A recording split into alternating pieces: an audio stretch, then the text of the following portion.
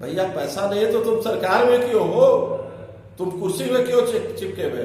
हमारा नेता तो कहा कि मैं 50 ट्रेन भेज रहा हूं, भारत सरकार ने अभी तक से परमिशन नहीं दिया हमें। हम तो देने को तैयार है। मुख्यमंत्री आज का देखिए बिहार से हम नहीं सक्षम है लाने के लिए, आरजेडी लिया है। हमारा नेता एक बार ऐलान करेगा सारे बिहार से जो 24 लाख है बिहार से बाहर, सबको हम बिहार में। तेजस्वी यादव जी ने कहा था कि मैं 50 ट्रेन दूंगा, तो क्या उनकी बात को रेल मंत्रालय ने माना?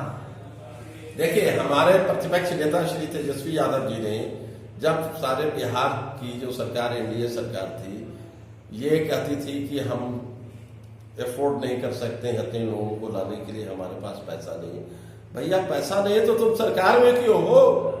तुम कुर्सी में क्यों चिपके हुए? हमारा नेता तो कहा कि मैं 50 ट्रेन भेज रहा हूं, भारत सरकार ने अभी तक से परमिशन नहीं दिया हमें। हम तो देने को तैयार है। मुख्यमंत्री आज का देखिए बिहार से हम नहीं सक्षम है लाने के लिए, आरजेडी लिया है। हमारा नेता एक बार ऐलान करेगा सारे बिहार से जो 24 लाख है बिहार से बाहर, सबको हम बिहार में जाएंगे। और 2020 में जो अनएम्प्लॉयड है, जो पढ़े लिखे, जो इंजीनियर्स है, उनको मैं नौकरी भी दूंगा। जो टीचर जो बीएड किए हुए, मैं उनको नौकरी दूंगा। ये क्या बात करेंगे? इन्होंने 15 साल में कितनी नौकरियां दी बताएंगे? कितनी नौकरी पर उन्होंने निकाला एडवर्टाइजमेंट, कितने टीचर बहाल किए, कितनी बहाली, कितने इंजीनियर बहाल किए, बताएंगे? यह सरकार नाकाम है। आप भी तो उनके साथ थे कई साल तक हुकूमत में। मैं इस सरकार के साथ 18 महीना रहा, कई साल तक नहीं।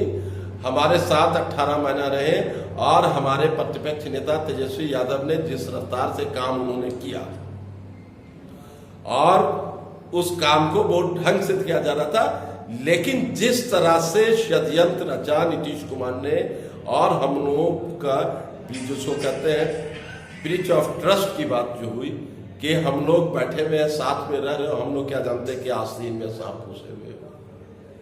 तो ये वही हो गया कि आस्तीन से निकल के हम लोगों को डसा। मैं तो अभी करने ही शुरू किया था। मैंने अभी नौकरी की 18 महीने में सारे हमारे एजेंडे तैयार थे हमारे नेता के कि इंजीनियर की बहाली इतनी करना है, टीचर की बहाली इतनी करनी है, कलर की बहाली, सारे डेटा तैयार थे हमारे यहाँ। आज भी मांगोगे हमारे नेता सब डेटा दे देंगे। तो ये नीतीश कुमार समझ गए कि अरे ये तो मामला, ये तो सरकारी नौकरी बहाल कर देगा। तो ये आदमी सिर्फ गुमराह किया और अंदरूनी ये आदमी उसी वक्त हमको यह शक था कि आदमी बीजेपी से मिला हुआ है और सुशील मोदी का ये खास आदमी है। जब सरकार में आने के बाद सुशील मोदी का जो थे सरकारी ऑफिसर सब उस वक्त थे। हमने बार बार कहा था कि देखिए ये कहीं ना कहीं ये धोखा होगा और धोखा हुआ। सरकार कह रही है विधायक जी की जितने भी प्रवासी मजदूर आ रहे हैं बिहार, हम सबको राशन देंगे और चिन्हित करके देंगे। दूसरा सवाल इसमें यह है कि सरकार ने कहा था कि हम तमाम राशन कार्ड धारी को 1 किलो दाल देंगे, अब तक किसी को नहीं मिला। क्या आप इस पर कुछ कहेंगे? देखिए, है तो बिहारी, है तो हमारे देश के, है तो हिंदुस्तानी। क्या ये सरकार इतनी कॉन्शियस थी कि हर पंचायत में सभी को कार्ड, जो कार्डधारी नहीं कार्ड इशू हुआ, ये कैसे चिन्हित करेंगे? जिनका कार्ड नहीं है उनको कौन कर खिलाएगा? वो तो भूखा मरेगा। सरकार को अभी पंचायत की आबादी का जनगणना करा लेते, उनके पास डाटा है और वहां मुखिया सरपंच को पकड़ते, कहते भैया पूरे पंचायत में जितने लोग हैं सारे लोगों को राशन दो, एक भी आदमी भूखा नहीं हो। तो सरकार ने चिन्हित करेंगे।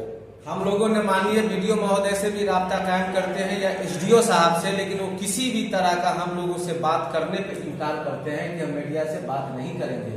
क्या कर सकते हैं हम लोग? देखिए, ये तो बेचारे सरकारी ऑफिसर हैं, ये इनके आका जो हुक्म देंगे उसी का पालन करेंगे। आका कौन है आप जान रहे?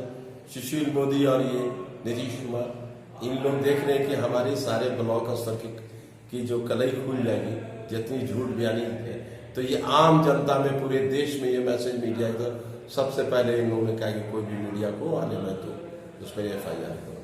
तू बेचारे अपने आका का हुक्म का पालन कर रहा है। मिलेट टाइम्स की वीडियोस देखने के लिए यहाँ क्लिक करके सब्सक्राइब करें और हाँ, बेल आइकन जरूर दबाएं। अगर फेसबुक पर देख रहे हैं तो पेज लाइक करें, ताज़ा तरीन खबरों और मज़ामीन के लिए विजिट करें हमारी वेबसाइट www.millettimes.com। हमारी ये वेबसाइट उर्दू, हिंदी, इंग्लिश तीनों लैंग्वेज में मौजूद है।